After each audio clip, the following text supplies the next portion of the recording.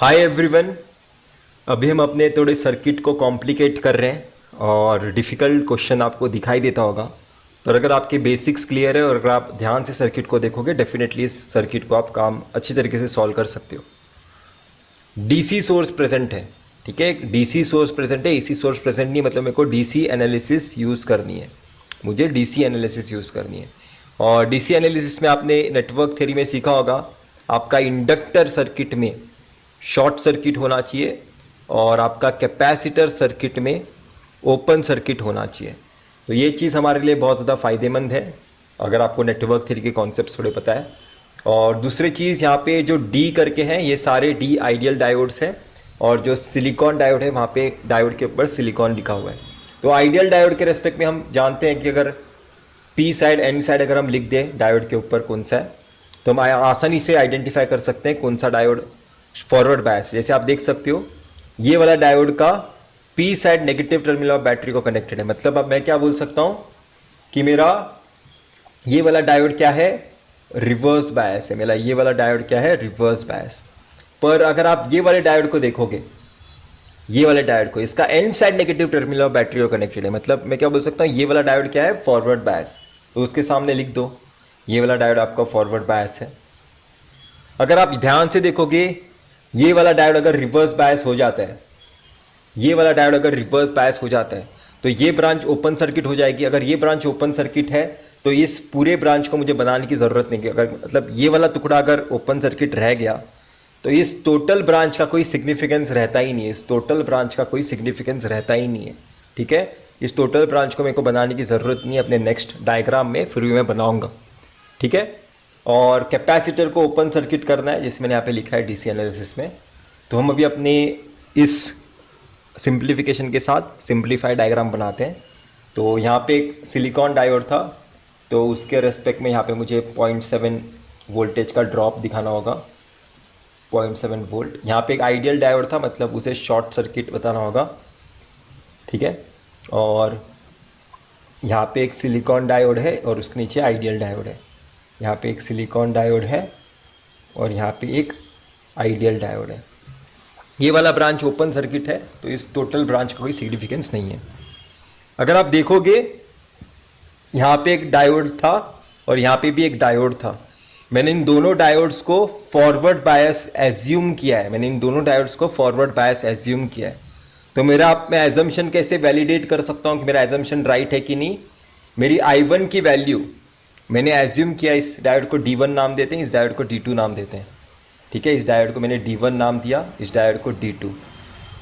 तो मेरा D1 और D2 मैंने एज्यूम किया है, मेरा D1 एंड D2 मैंने एज्यूम किया है कि मेरा फॉरवर्ड बायस होना चाहिए। ये क्या है, मेरा एजम्पशन है। तो मेरा एजम्पशन के हिसाब से मेरा करंट क्या आना चाहिए, I1 ग्रेटर देन 0 आना चाहिए। तो इस कंडीशन को मैं वापस से चेक करूंगा, ठीक है। तो सबसे पहले मेरे हिसाब से हम यहाँ पे एक KVL लगाते हैं इक्वेशन और उसके हिसाब से क्या आएगा, 5 वोल्ट -1K इंटू I1 -0.7 -0.7 और आपका लूप कंप्लीट हो गया, ठीक है।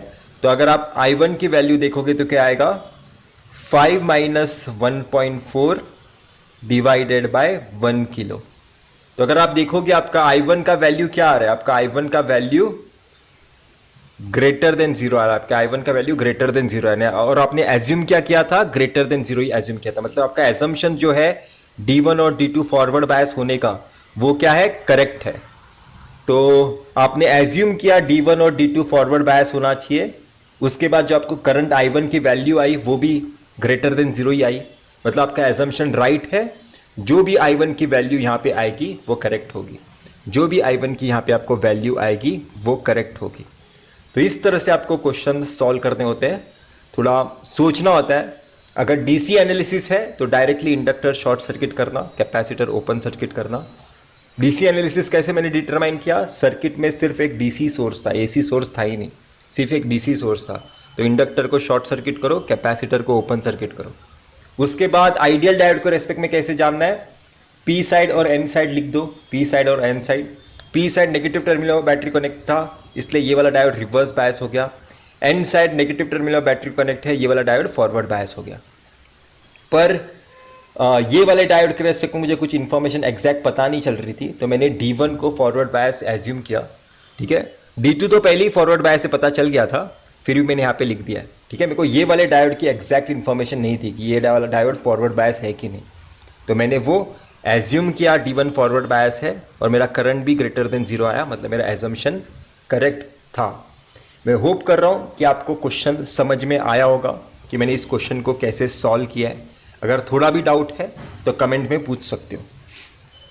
अभी हम अपने नेक्स्ट क्वेश्चन की तरफ जाते हैं और नेक्स्ट क्वेश्चन थोड़ा मज़ेदार है। तो देखो, प्रैक्टिकल सिलिकॉन डायोड है, मतलब कट इन वोल्टेज आपको सिलिकॉन डायोड के रेस्पेक्ट में क्वेश्चन में दिया गया होगा। अगर नहीं दिया गया है तो हमेशा की तरह 0.7 लिख लेना, कोई प्रॉब्लम नहीं होगा। तो मेरे को क्या करना होगा, मेरे को ये करंट I1 कंसिडर करना होगा और ये करंट I2 कंसिडर करना होगा, क्योंकि P to N जाने वाला करंट मेरे को चाहिए। तो मैं एज्यूम करूँगा, हमेशा की तरह एज्यूम करते हैं, मेरा I1, I2 ग्रेटर देन 0 है। मतलब मैंने क्या एज्यूम किया एक्चुअल में, मेरा डायोड D1 और D2 दोनों फॉरवर्ड बायस है। मेरे सिलिकॉन डायोड D1 D2 दोनों फॉरवर्ड बायस है, मैंने एज्यूम किया है। तो इस एजम्पशन को मुझे वापस रीचेक करना होगा, कोई प्रॉब्लम नहीं है। इस पॉइंट पे KCL लगाओ, V0 divided by 1K plus इस ब्रांच में KCL लगाओ, इस ब्रांच में V0 plus 0.7 minus 6 divided by 1K, ठीक है। मैंने प्लस 0.7 यहाँ पे कैसे लिखा, अगर आपको समझना है तो आप इसे ऐसे देख सकते हो। एक ये डायोड है, इसके अक्रॉस जो कट इन वोल्टेज का ड्रॉप आएगा वो 0.7 ऐसा आएगा। वैसे यहाँ पे भी कट इन वोल्टेज का ड्रॉप कैसा आएगा, ऐसा। तो मैं करंट हमेशा KCL लगाने के टाइम कैसे सोचता हूँ कि ये वाला नोड सबसे हाईएस्ट पोटेंशियल है, इस ब्रांच में करंट ऐसे जा रहा है, इस ब्रांच में भी करंट ऐसे जा रहा है, इस ब्रांच में भी करंट ऐसे जा रहा है। इस नोड से निकलता है सारे ब्रांचेस में करंट, ठीक है। इस नोड से आउटवर्ड डायरेक्शन में सारे करंट जाते हैं, ठीक है। KCL लगाने के टाइम मैं ऐसी एजम्पशन लेता हूँ और मुझे कोई प्रॉब्लम नहीं होता, ठीक है। तो ये थियरम्स लगाने के कुछ टेक्निक्स है जो आपको पता होना चाहिए। तो अभी ऊपर वाले ब्रांच में KCL लगाते हैं, V0 plus 0.7 minus 5 divided by 1K is equal to 0। तो सारे तीनों पार्ट्स में डिनोमिनेटर 1 किलो है, तो उसे कैंसिल कर सकते हो, या फिर सोच सकते हो 1 किलो 0 के पास जाके मल्टीप्लाई हो गया और 0 ही आंसर आया राइट साइड में, ठीक है। एक्चुअल में कैंसिल क्यों हो पा रहा है, क्योंकि राइट साइड में 0 है। तो ये 1 किलो अगर मैं कॉमन लूंगा और राइट साइड में भेजूंगा तो 0 ही होगा राइट साइड में, कोई प्रॉब्लम नहीं, इसलिए मैंने उसे कैंसिल कर दिया। तो यहाँ पे आप देख सकते हो 3 टाइम्स V0 आएगा, 1 2 3 प्लस 0.7 प्लस 0.7 कितना आएगा, 1.4 minus 6 minus 5 minus 11 is equal to 0, ठीक है। तो V0 की वैल्यू क्या आएगी, 10 माइनस, इसे आप कैसे कर सकते हो मैं आपको बताता हूँ। 11 माइनस 1.4 कितना आएगा, 11 माइनस 1.4 9.6 डिवाइडेड बाय 3। तो V0 की वैल्यू आपने कैलकुलेट की है 9.6 डिवाइडेड बाय 3। V0 की वैल्यू आपने कैलकुलेट की है 9.6 डिवाइडेड बाय 3। अभी आपको देखना है कि आपका एजम्पशंस करेक्ट है कि नहीं। तो कैसे चेक करोगे, I1 का वैल्यू क्या आएगा, इस करंट I1 का वैल्यू क्या आएगा, 5 माइनस 0.7। ये करंट, इस करंट का डायरेक्शन क्या है, ठीक। KCL लगाने के टाइम मैंने I1 को कंसिडर ही नहीं किया था, मैं सोचा था कि मेरे को उस ब्रांच के करंट का नाम ही नहीं पता। जब भी मैं KCL लगाता हूं मैं ये I1 I2 को देखता ही नहीं हूं, मैं सोचता हूं कि मुझे पता ही नहीं कि वहां पे I1 I2 नाम का कोई करंट एग्जिस्ट करता है, उसका डायरेक्शन क्या है। मैं KCL लगाने के टाइम एज्यूम करता हूं कि यही ब्रांच सबसे हाईएस्ट वोल्टेज पे, करंट ऐसा जाएगा, करंट ऐसा जाएगा, करंट ऐसा जाएगा। पर अभी मुझे स्पेसिफिकली I1 की वैल्यू कैलकुलेट करनी, मतलब अभी मुझे पता है कि इस ब्रांच में करंट ऐसा जा रहा है, तो अभी मैं वही डायरेक्शन चूज करूंगा। तो अगर करंट ऐसा जा रहा है तो 5 माइनस 0.7 माइनस वी नॉट आएगा, 9.6 divided by 3 divided by 1 kilo. ठीक है, इसका वैल्यू कैलकुलेट करते हैं। इसका वैल्यू क्या आएगा बताता हूँ। 9.6 divided by 3 plus 0.7, 3.8 minus 5, 1.2। I1 का वैल्यू क्या आया, 1.2 मिली एम्पियर। I1 का वैल्यू क्या आया, 1.2 मिली एम्पियर। सेम आप क्या कर सकते हो, I2 के लिए कैलकुलेट कर सकते हो। I2 के लिए कैलकुलेट करो, 6 minus 0.7 minus 9.6 divided by 3 divided by 1K। ठीक है, तो अगर 1K देखोगे, ये भी आपको करंट आपको डेफिनेटली ग्रेटर देन जीरो आ रहा है, क्योंकि अगर 5 से ग्रेटर देन जीरो है तो 6 से तो डेफिनेटली ग्रेटर देन जीरो ही आएगा। फिर भी एक बार चेक करके बताता हूं, -6, तो ये आया 2.1 मिली एम्पियर। ये आया 2.1 मिली एम्पियर, 2.1 मिली एम्पियर। तो आप देख सकते हो, क्या देख सकते हो यहां पे, आपका करंट I1 और I2, आपका करंट I1 और I2 ग्रेटर देन जीरो आया है। आपने एज्यूम किया था आपका current I1 I2 greater than zero होगा, उसके हिसाब से आपने यहाँ पे वोल्टेज ड्रॉप कंसीडर किया था 0.7 का, 0.7 का, क्योंकि आपने कंसीडर किया, क्यों, क्योंकि फॉरवर्ड बायस आपने एज्यूम किया। आपने एज्यूम किया कि आपका current I1 I2 greater than zero है, इसलिए आपका diode D1 D2 forward bias हुआ, इसलिए यहां पे आप वोल्टेज ड्रॉप 0.7 ले पाए थे। उसके बेसिस पे आपने V0 की एक वैल्यू कैलकुलेट की, पर V0 की वैल्यू कैलकुलेट करने के बाद आपने यहां पे एक बार वापस से रीचेक किया, आपने वापस से एक बार रीचेक किया I1 और I2 की वैल्यू कि ग्रेटर देन जीरो है कि नहीं। तो आपने देखा I1 भी ग्रेटर देन जीरो आ रहा है, I2 भी ग्रेटर देन जीरो आ रहा है, मतलब ये जो भी V0 की वैल्यू आपने कैलकुलेट की है वो करेक्ट है। इस तरह से क्वेश्चन सॉल्व करते हैं। सबसे पहले I1 और I2 को ग्रेटर देन जीरो कंसीडर करते हैं, V0 की वैल्यू कैलकुलेट करते हैं, फिर V0 की वैल्यू यूज करके I1 और I2 वापस से वेरीफाई करते हैं। मुझे नहीं पता है कि आप लोग समझ पा रहे हो कि नहीं, पर मैं होप कर रहा हूं कि अगर आपने मेरे पिछले वाले लेक्चर्स देखे तो आपको डेफिनेटली ये सारे कॉन्सेप्ट समझ में आएंगे। कुछ भी डाउट है तो कमेंट में पूछो, मैं आंसर करूंगा, डेफिनेटली करूंगा। तो अभी ये थर्ड सम है और ये दिखने में कॉम्प्लिकेट दिख रहा है, पर ये सबसे ज़्यादा आसान है। अगर आप देखोगे ये तीनों डायोड्स के बारे में कुछ सिलिकॉन जर्मेनियम लिखा नहीं गया है, मतलब हमें एज्यूम क्या करना है कि मेरे सारे डायोड्स आइडियल डायोड्स हैं। मेरे सारे डायोड्स क्या है, आइडियल डायोड्स। अगर मेरे सारे डायोड्स आइडियल डायोड्स हैं तो मैं क्या करूंगा, अगर आपके सारे डायोड्स आइडियल डायोड्स है तो आपको देखना होगा, एक बार मैं इरेज कर देता हूं,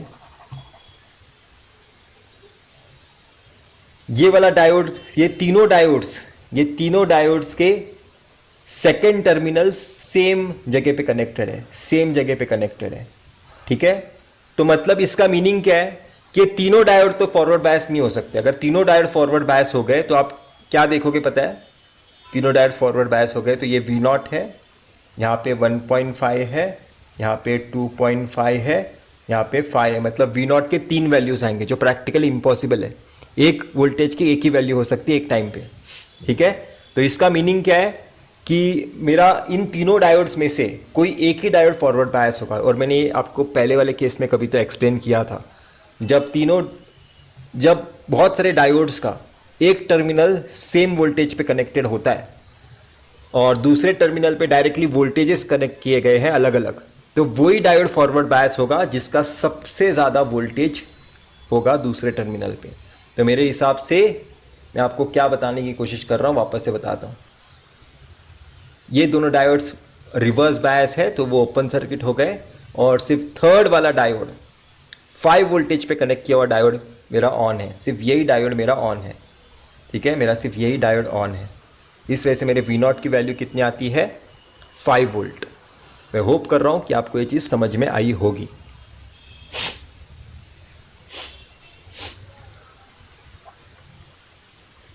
अब हम अपने नेक्स्ट क्वेश्चन को देख रहे हैं और नेक्स्ट क्वेश्चन थोड़ा और मज़ेदार बनाया मैंने।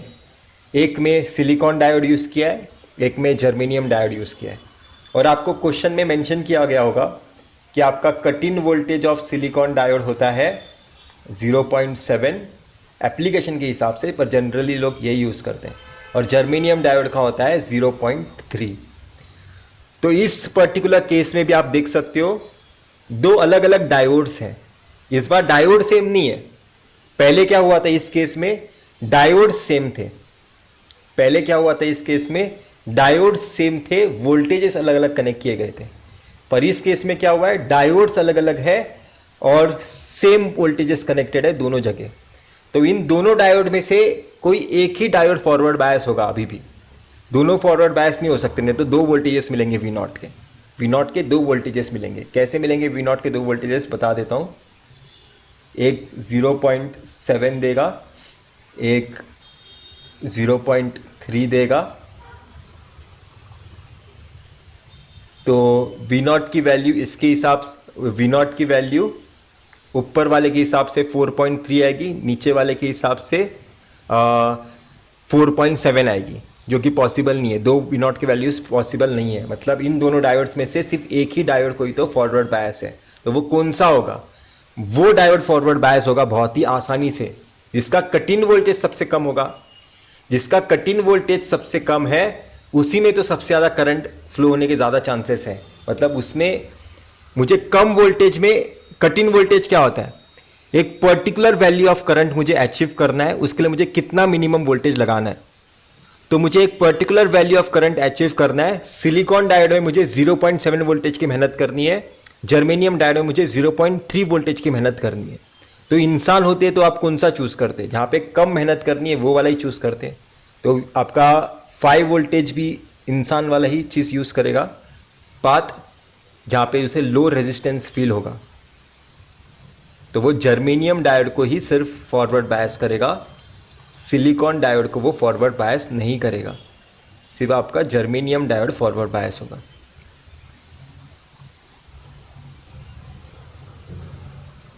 तो V0 की वैल्यू क्या आएगी, 5 माइनस 0.3 जो आएगा 4.7 वोल्ट। आपका सिलिकॉन का डायोड ओपन सर्किट हो जाएगा। आपका सिलिकॉन डायोड रिवर्स बायस हो जाएगा, ओपन सर्किट, ये रिवर्स बायस हो जाएगा, क्योंकि उसे 0.3 वोल्टेज वाला मेहनत करना है, 0.7 वोल्टेज वाला मेहनत नहीं करना है। तो इतने ही क्वेश्चंस थे आज इस लेक्चर में, और इसके बाद हम क्लिपर सर्किट की तरफ जाएंगे, और क्लिपर सर्किट में डेफिनेटली AC एनालिसिस का पार्ट आएगा। तो तब आपको थोड़ा और इन्जॉय होगा सर्किट्स। AC DC एक साथ आएगा तब और थोड़ा मज़ा आएगा। तो हम जैसे जैसे लेक्चर्स आगे बढ़ रहे हैं, थोड़े थोड़े कॉन्सेप्ट्स पीछे वाले यूज़ हो रहे हैं प्रोसीडिंग लेक्चर्स में। तो पिछले वाले लेक्चर्स अगर अभी तक आपने नहीं देखे हैं तो डेफिनेटली आपको देखने चाहिए, नोट्स बनाने चाहिए, समझ के लेने चाहिए, तब आप आगे वाले लेक्चर्स समझ पाओगे। तो हम फिर मिलते हैं नेक्स्ट वीडियो के साथ और नए नए कॉन्सेप्ट्स के साथ। बाय।